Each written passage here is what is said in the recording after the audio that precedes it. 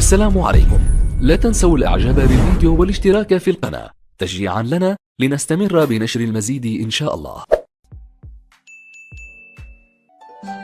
Chapter 5. The Life of a Taxi Driver. My new owner gave me food before he rode me for many kilometers towards London. It was getting dark, and the lights were on in the streets when we arrived in the big city. There were streets to the left and streets to the right, and I thought we would never arrive. Finally, however, my owner gave a call, and a door opened in a small house. A woman and 2 children ran out. "Is he gentle, father?" called the girl. "Yes, he's as gentle as you are. Come and say hello," he said. "Let me get him some food and water," said the woman, and I was taken into a comfortable stable. "I think I'll be happy here," I thought. My new owners were called Jerry and Polly, and their children were Harry and Dolly, who were aged 12 and 8. They were all very happy people. Jerry owned a taxi carriage and another horse called Captain. The next day, Captain went out with the taxi carriage in the morning. Then it was my turn in the afternoon. Jerry was a very good driver and was very kind to me. He took me to a wide street where there were big houses and shops filled with food. There were many other taxis stopped outside the shops, waiting for passengers. The other drivers said hello to Jerry, and then came to look at me. "He's too handsome to pull a taxi," said one. "Well," said Jerry, "I'll soon find out, won't I?" Then the owner of the taxi business came over, a tall man called Mr. Grant. He studied me as if he wanted to buy me. Then he said, "He's a good horse. He will do well for you, Jerry." The first few days of pulling a taxi were difficult. I did not find it easy in London. There was so much noise and so many people. It was difficult to find my way between all the other carriages, but in time I began to trust Jerry, and I stopped worrying. At the end of the day, I was given good food and fresh water. Harry always helped to look after me, and worked as hard as a much older boy. And Polly and Dolly also came to see me often. Jerry was the best owner I have had. Jerry was always kind to me, but he was not always happy with his passengers. One day, 2 young men came out of a hotel and called him over. "Hey, taxi driver! We're late for our train. Go as quickly as you can so we can catch the 1 o'clock train. We will give you an extra £1," said one of them. "I will take you, but only at our usual speed," said Jerry. Another taxi driver heard him and called out, "I'll go fast for you. He won't go fast because he loves his horse."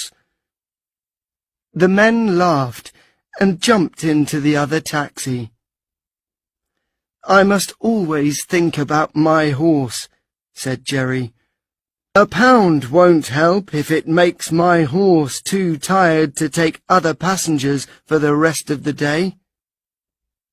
Jerry was a very good driver, and with a light pull of the reins, he drove me carefully among the carriages, horses, people, and taxis that filled the streets, some going one way, some the other. I always felt safe, because I trusted Jerry. Holidays were not common for taxi drivers. Many of the taxi drivers did not own their horses, but hired them each day. That meant they had to work very long hours without a rest to get enough money. Some of them were not like Jerry, and always had to work for 7 days a week. I felt sorry for both the horses and their drivers. One day, a carriage arrived outside a park where we were waiting to take a family home. The horse that pulled the carriage looked very thin and very old. She had sad eyes which looked at me carefully. "Black Beauty?" she said quietly, and then coughed. It was Ginger. Ginger looked so very different. She told me about her life since we lived at Earlshall Park.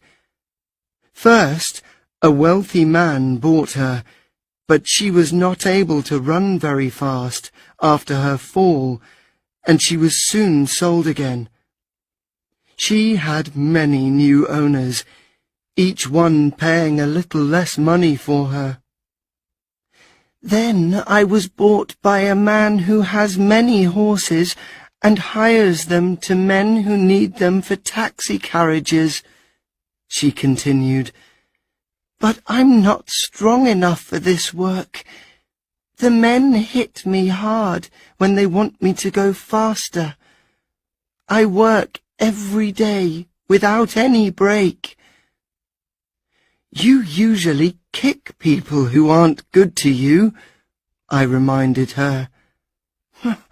I'm not strong enough to do that now, she said. Men are always stronger than me. If they can get me to work longer hours for more money, they will. I know life is difficult for them too. They always think about their families before they worry about their horses. At that moment, a man came up to her and began to drive her away. "Goodbye, Black Beauty," she said. "You've always been my best friend." I never saw poor Ginger again. I worked hard for Jerry all year. It was not easy work, but I enjoyed helping people. One day, we saw a poor woman in the street. She was carrying her small son. "Please, sir, how do I get to the hospital? My son's ill, and I do not know London." "It is 5 kilometres," said Jerry. "You cannot carry your son that far.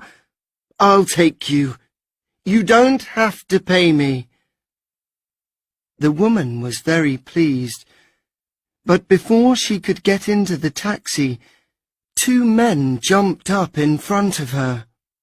"Take us to Regent Street," called one of them.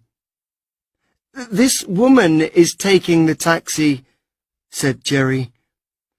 "Our business is important. We were first in the taxi. She can wait." Jerry looked at the men and then said, "You can stay in the taxi as long as you want.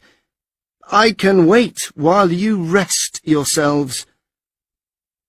Then he turned to the poor woman and said, "Don't worry, they'll soon be gone." Jerry was right. Soon the men angrily got out of the taxi and walked off down the road. Jerry then helped the woman into the taxi.